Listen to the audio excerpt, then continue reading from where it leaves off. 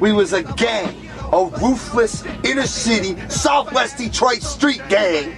But only this gang wasn't so ruthless. Seems how we always got our asses kicked every night.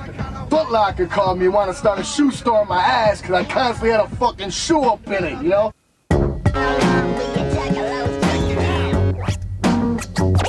Check it out.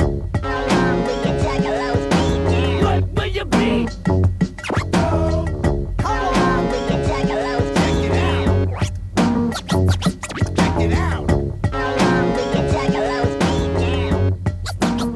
Welcome to 20 in 17 right here on the Fago Lovers Network. I'm Brandon Ward, joining you as always as we count down the past 20 years in worldwide Juggalos. We're up to chapter 16 already. It's flown by. If you haven't listened to the previous chapters, check them out on fagolovers.net, iTunes, Stitcher, TuneIn, Play Music, anywhere you get your podcast from. Just search Fago Lovers or 20 in 17. Also, check out our social media accounts at 20 in 17 on Twitter, at 20 in 17in on Instagram. But we're going to get into chapter 16 right now, which is all about the FBI and the gang assessment, Juggalos being listed as a gang, the FBI drama after that, and how it unfolded. But what really kicked it off, if you remember, once the gathering of the Juggalos really started to hit at the Cave and Rock era, and once the second deck era really kicked off and the Juggalo movement started to almost kind of regenerate itself and seemed almost like the late 90s once again, with a bunch of Juggalos jumping back on board with the new deck coming out and the freshness of the 10th gathering and things like that. Shortly after that, ABC Nightline in 2010 had a story they ran that pretty much took the speculation about Juggalos and ran with it. Life mayhem, some believe, is motivated by a certain sound and stagecraft. The musical genre, often appealing to teens, is called horrorcore, and there is no bigger name than the Insane Clown Posse. But while this pair may just rap about acts of savagery and violence, some of their devoted fans are living them. Hence the question, should these artists share in the blame? I asked them. February 2009. Two men calling themselves Juggalos are arrested after the body of 21-year-old Michael Goucher is found in the woods, stabbed more than 20 times. Why would you bring a knife and a cleaver to a meeting? September 2009, and 21-year-old Tony Lacasio is left to die after being beaten with baseball bats. He called himself a Juggalo, but it's alleged he snitched and lost his life. The coroner said he was beat 70 to 80 times with baseball bats. We've got multiple individuals committing gang-related crimes, gang-motivated crimes, and they're using the name Juggalo. Juggalos are devoted followers of one of the most successful music acts that you've never heard of. The Insane Clown Posse. They're part of a hip-hop genre called horrorcore. Music that celebrates murder, suicide, and decapitation. And their videos are all over YouTube. So is this celebration of violence just entertainment, or is it contributing to more violence?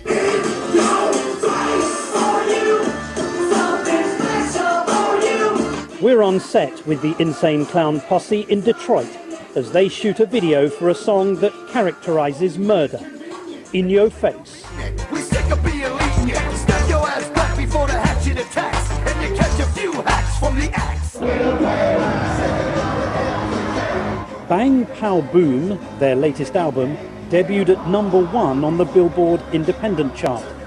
But not a single track was played on mainstream radio or on television. The material deemed too offensive. Our stuff is so unique because it's not on the radio and it's not on video channels and all that, that it's like this. Man, I want you to hear something. Check this out. You ain't never heard no like this. Wang to the mouth, boom go the wicked clown Southwest style. From Pluto to Uranus, we underground famous for doom. Ain't 808 bass booms. How do you write a line like, from Pluto to your anus, we are underground famous? For doom and 808 bass booms in your face. That's dope, man. Welcome to the world of rap. But isn't this almost pre-pubescent, barely literate Probably writing? to you. You know what I mean? Not to me, I'm asking Because you. you the sound question. smart as a mall.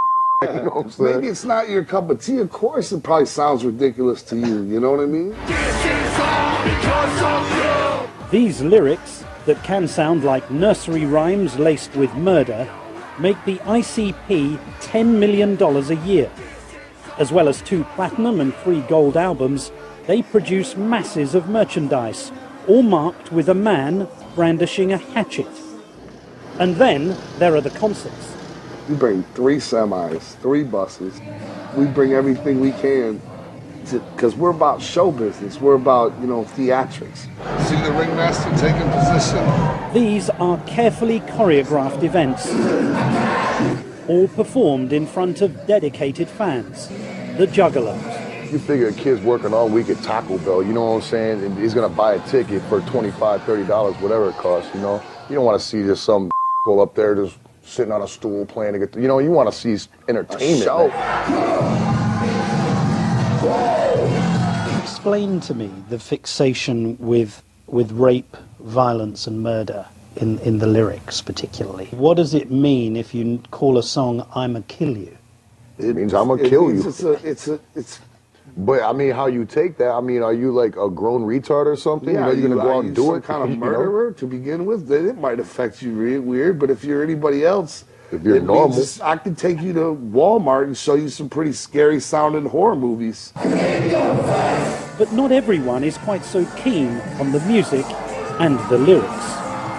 As an officer, we have to decide when we're talking to these guys, who do we need to worry about and who don't we need to worry about. Michelle Vasey came across Juggalos as a detective in Arizona. She now advises law enforcement across the country. After a series of murders and other violent acts linked to their followers, Juggalos are now classified as a gang in Utah, Arizona, and Monroe County in Pennsylvania. The weapons, they prefer obviously hatchets because they talk about that all the time. We got battle axes, we got machetes, we got anything that can make the most violent, gruesome wound. I don't want people to go out there and look at every Juggalo and go, oh my God, he's a gang member, he's got a machete on him and he's gonna slice and dice everybody. But people need to be aware that there's some huge issues going on that have evolved just within the last 3 years. Case in point is the murder of Michael Goucher, who was found dead in the woods in Pennsylvania. One of the accused, Sean Fremore, was wearing an ICP t-shirt when he was arrested. And police say that Fremore wrote a rap about the alleged killing. Sitting here quietly thinking about my sin, he wrote, over and over about the knife going in. Some of the homicides and stuff that we're seeing with these guys are pretty nasty, gruesome, disgusting homicides. And the crimes are mounting. This is horrorcore rapper Sam McCroskey, aka Psycho Sam. Last October, he was charged with the brutal murders of his girlfriend and 3 others in Farmville, Virginia. Here's the problem though, Violent J. A number of people who have been associated with serious criminal acts of violence and murder, have had some kind of connection to ICP and Juggalos. And I'm sure they watch Stephen King movies as well. They're no longer regarded as innocent lovers of your music because of a number of horrendous crimes that have occurred. I say bullshit. I say it's not true. I say It's people not have true. the wrong... Let me give you an example. In February 2006, individual attacks people with a machete in a gay bar. He kills a police officer in traffic stop. He calls himself a Juggalo. There's something wrong with that kid. He was insane to begin with. You better holler at his parents and see how they raised What him all about in messed September up. 2009, Sam McCroskey? Come on, man. Who else do they listen to? Why don't you blame him? What about February 2009? Michael Goucher stabbed 20 times by 2 self-proclaimed Juggalos. Well, you know, just the way you read these off is like it's like a brutal attack to try to make it sound like our fans are these dangerous people when it's the most misconstrued thing. Violent J, I didn't say that. I'm just reporting the facts of these cases. The individuals who perpetrated these murders and acts of violence Once again, were self-proclaimed Juggalos. I don't believe in this evidence you speak of. I don't believe that Juggalos are I believe, yeah, out of the millions and millions that have bought of our albums, yes, some of them probably have committed horrendous crimes. But I don't believe You admit that? Yeah, absolutely. There remains no definitive evidence that watching a horror movie, playing a violent video game, or listening to the Insane Clown Posse actually causes people to commit crime. You see how it's a very fine line for some of these kids if they hear about killing someone or raping somebody or hurting somebody, that it's not a very big step for them to maybe think, hey, I wear the same clothes, I sing the same lyrics, maybe I'll do the same thing. Like I was saying, there's a bad apple in every bunch, you know what I'm saying? So, you know, if that kid's got a screw loose, you know what I'm saying, it might take something else, not us, to set him off. But others, like Michel Vasey, argue that ICP, knowing the devotion of their Juggalo fans, should take more responsibility for their violent lyrics. If they could use what they have, they could change and influence so many of these young kids' lives. And though they sing about homicide and hatchets, this band of rappers wanted to make their position absolutely clear. We ain't encouraging nobody. We're not encouraging We ain't anybody. saying go out and do We're this. sitting We here ain't on the saying, TV hey, cameras you go do this. telling the world we have face paint on. We are entertainers. If any of our fans kill somebody, please don't buy any more of our records. Get out of our lives. You're a sicko. And there you hear the ABC Nightline investigation piece that aired about Juggalos. And I know there's a lot of people speculating if Juggalos were ever on an official FBI list or if it was an assessment list or things like that. And you heard right there on ABC News directly from ABC Nightline and a cop that Juggalos are now classified as a gang in 3 states back in 2010. So it seems pretty official to me. Anytime you got a cop going around and teaching other cops how to look for Juggalos and ABC Nightline is reporting on it, I'd say it's pretty official and worth putting the speculation away if you're speculating about that. But we'll move it on now to a sound clip about once ICP heard the news about Juggalos being fucked with, they weren't going to just sit by and take it. They started bringing the heat towards the FBI. In 2011, the FBI released something called the Gang Assessment List. And what it was a top 10 list of, like, you know, I guess the most notorious gangs in the country. And you had like the Crips and the Bloods and the MS-13 and the Aryan Nation, and Juggalos were on there. Now, people that follow our music call themselves Juggalos. This is not a name we gave them. It's a name that organically came up from the people. The Juggalos all wear the same thing. A lot of them wear this logo, which is our record company logo, which also sort of doubles as a symbol for Juggalo. This is no different than a AC/DC tattoo or a Prince tattoo. This is a tattoo. You know, you could have that tattoo and you'll be entered into a gang database. And if you're sentenced for a crime, you're sentenced as a gang member because you're waving this flag. And it's more than crimes. You know, people are losing their jobs. People are getting fired for being a Juggalo because their employers are like, that's a gang. This is America. I can't have gang members working here. This is You could be in a custody battle for the children, and their ex-spouse or whoever they had this child with, you know, they could be the most upstanding citizen ever, but they're a Juggalo. They're a gang member. Like, that's a gang. You're a gang member. Your spouse's attorney can say, Your Honor, this person is a gang member in the eyes of the government. And it's true. Our hopes are to let as many people in this country know that we're not okay with the gang label.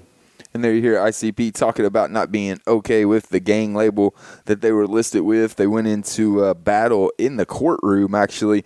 And what was even crazier is once they got into it, they won a couple rounds. It got thrown out. If you know anything about the justice system, it just seems like a big clusterfuck to just drag things out until people don't care about them anymore and one side gives up. It's pretty much how justice runs in America.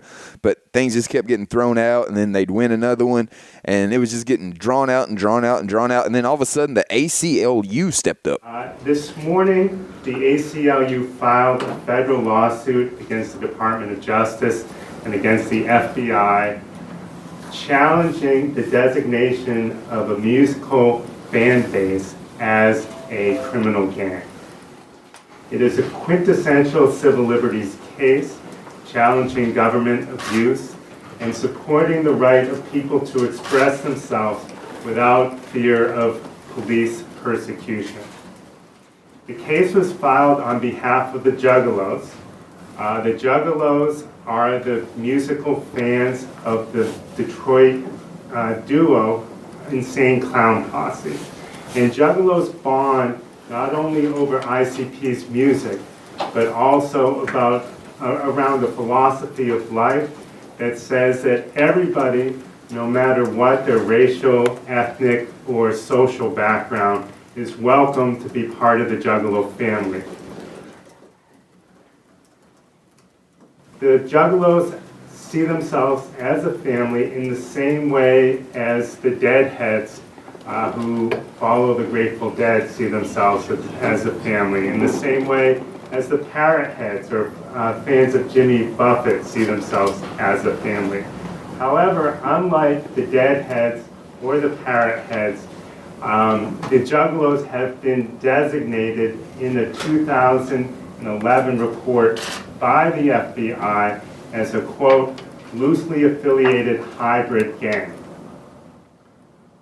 Obviously, the ACLU believes that this violates serious constitutional rights to free speech and due process. And as you will hear today, the designation has serious consequences for Juggalos across the country. Before I introduce the speakers for today, I just want to make one observation. Because of the face paint and because of some of the ways that Juggalos express themselves, I'm concerned that the media may try to make light of this case. Well, this case raises very, very serious constitutional issues. For decades, the ACLU has stood up for unpopular groups who have been targeted unfairly as criminals based on the illegal acts of a few. We've stood up for religious groups, we've stood up for racial minorities, we've stood up for unpopular political groups. Well, the way the Juggalos are being targeted is similarly unconstitutional. And there you hear the ACLU hearing where we had some big dogs stepping up for the Juggalos now. It wasn't just Jay and Shaggy and Psychopathic fighting anymore. We had actual legit government agency fighters fighting for the Juggalo cause. The ACLU stepped up, thought it was an effed up situation. And even though there's some people that looked at it and thought that it wasn't a big deal, and people were just almost making up the accusations to just, I don't know, gain notoriety or some kind of publicity from it.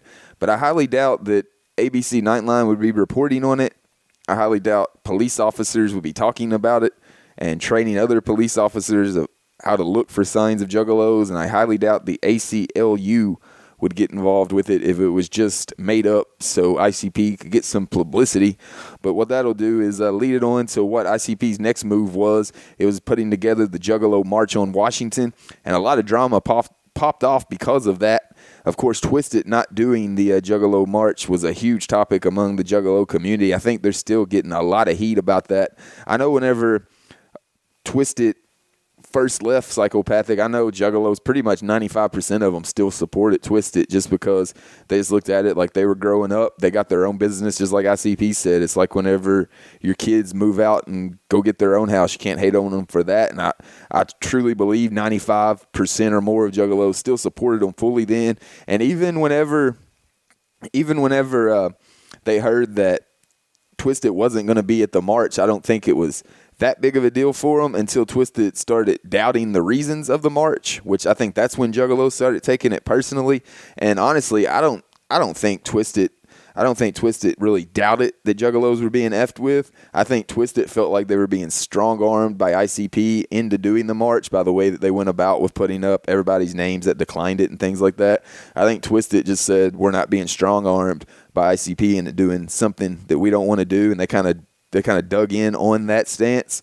And then once things started to play out, it just started looking more and more bad on Twisted whenever they're saying they doubt the reasons of the march. That goes from ICP and Twisted beef into almost Twisted beefing with Juggalos, which that's not going to do anything good for Twisted. And I'm not a Twisted hater at all. I still support Twisted. I still listen to Twisted. I think I'm rocking a Twisted sock cap right now as we speak. I still think Abominations is the best horrorcore album ever made. I just think Twisted needs to step up and say, hey, here's what really happened.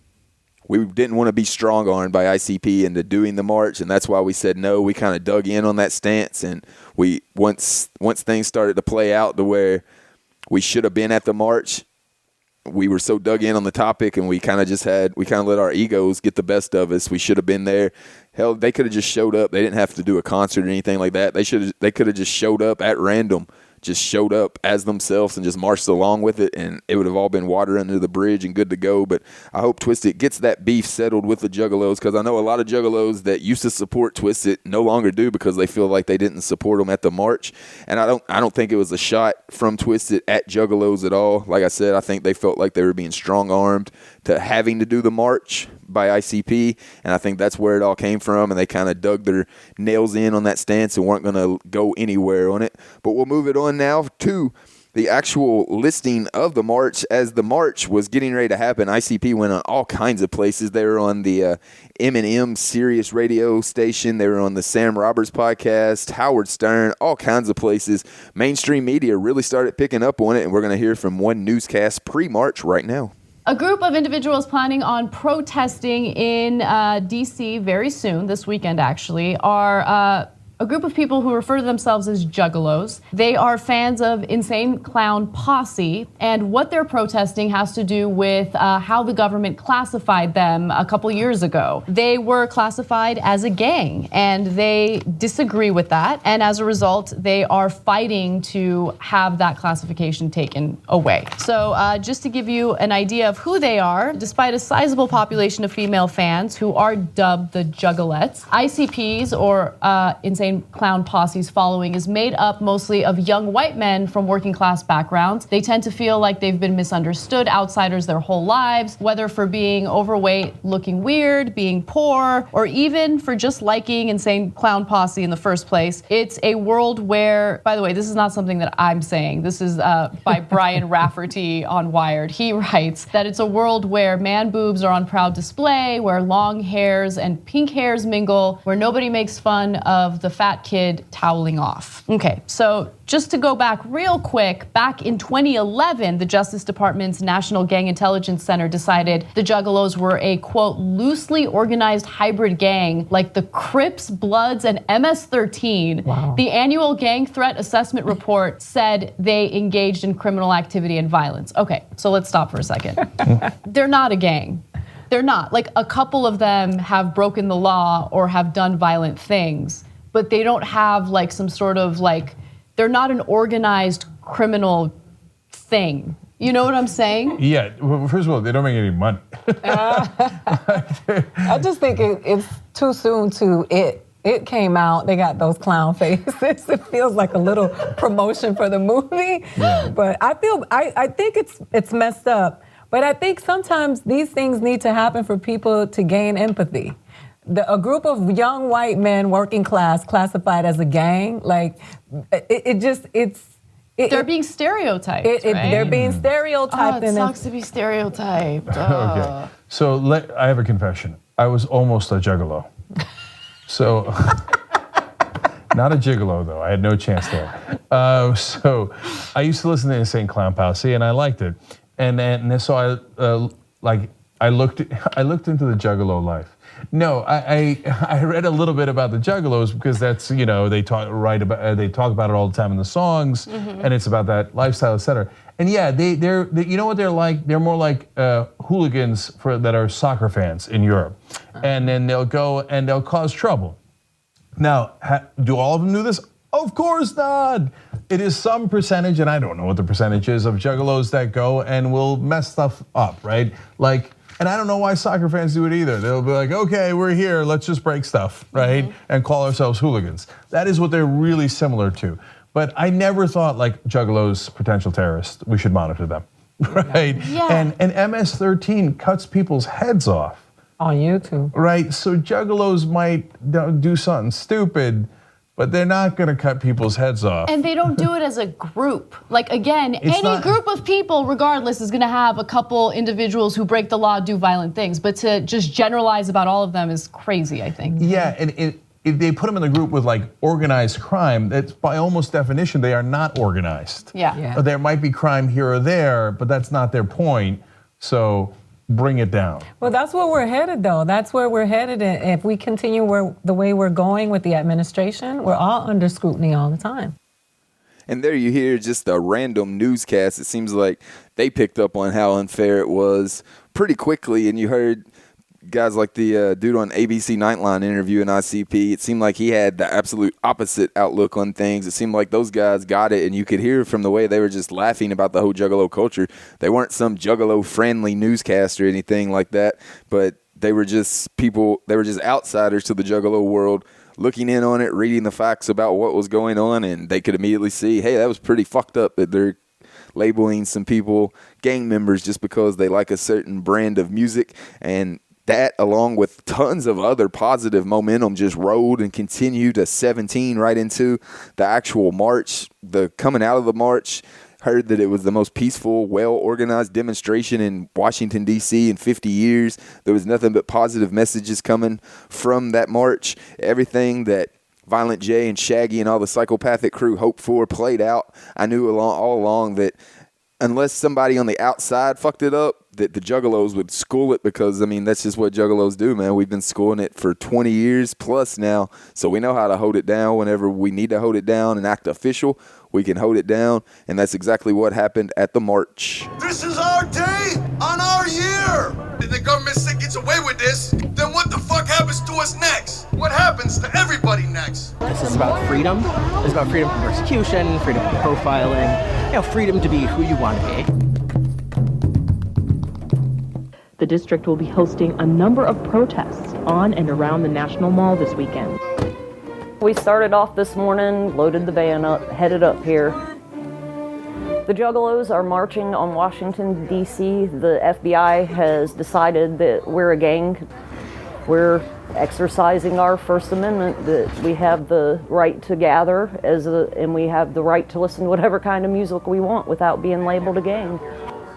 It's our mark on history. It's our mark on history. It's showing the world who we are. We've been hiding under the streets for way too long, and we're about to come up top and show everybody who we are.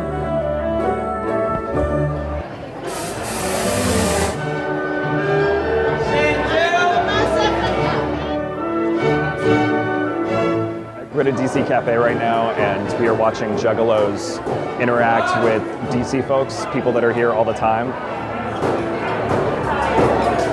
Working out. So I'm all the way from Utah up here doing this. So. Welcome. We're happy to have you. We got people from Colorado, California, Illinois, everywhere.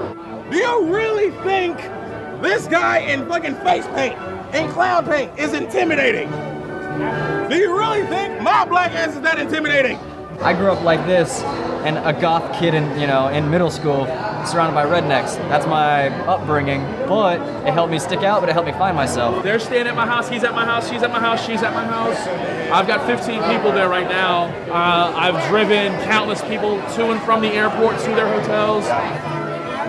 We're not gangbanging freaks, we're just people, but we're a family. Then from 2 o'clock to 10 o'clock at night, that's the Juggalos March. That'll kick off down at the Lincoln Memorial. Over here at the Lincoln Memorial, you're going to see tourists and school groups and families taking pictures, and over here, you're going to see where the Juggalos have started to assemble.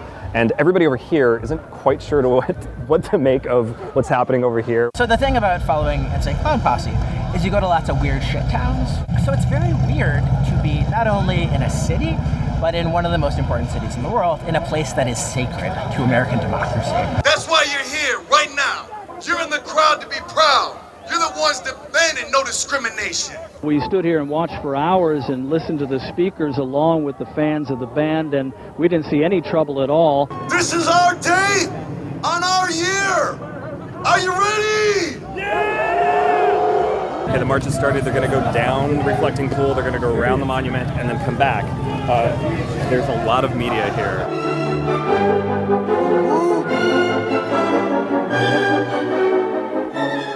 There is no such thing as an ordinary Insane Clown Posse show. It's always a spectacle. It's always an event. There's always something wrapped up in it. This is about freedom. It's about freedom from persecution, freedom from profiling, freedom to be who you want to be and to not be unduly hassled because of that. If the government gets away with this, commit such a blatant act of discrimination against us Juggalos, then what the fuck happens to us next? What happens to everybody next? You never know. Today was a day where Insane Clown Posse evolved. They kind of went from being one thing to being another thing. I think the challenge was to show the world that Juggalos are good people, that Juggalos are law-abiding people, that Juggalos love each other and are a positive force for the community. And I think that's been illustrated here. Love always wins every time, and we're marching for love. Juggalo family love. The thing about the Juggalo world is it's so kind of ramshackle. And yet there's this miraculous sense that it all kind of comes together in the end. And I'm looking at the Washington Monument, in the National Mall. And the feeling that I have right now, that's, again, it's like a high. It's like a definite high.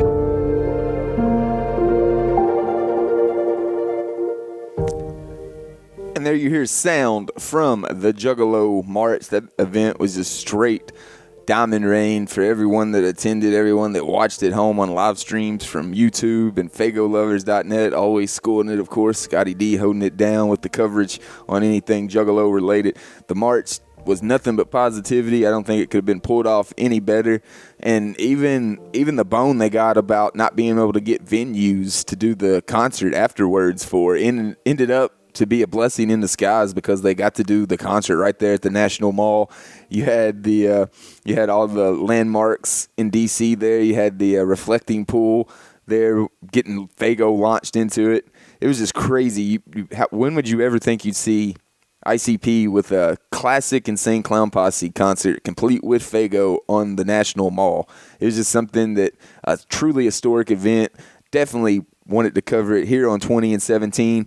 I think most Juggalos are pretty much done with the FBI gang talk, and I think that'll wrap up the gang talk and FBI episode, as I think it truly needed its own episode because it was a huge moment in Juggalo history. But I think all of us Juggalos are ready to move on to the next bit of freshness and keep 17ing, and that's exactly what we're going to do. Next week, we're 17ing because it's chapter 17, the last chapter of 20 and 17 on the Fago Lovers Network. Gorilla style.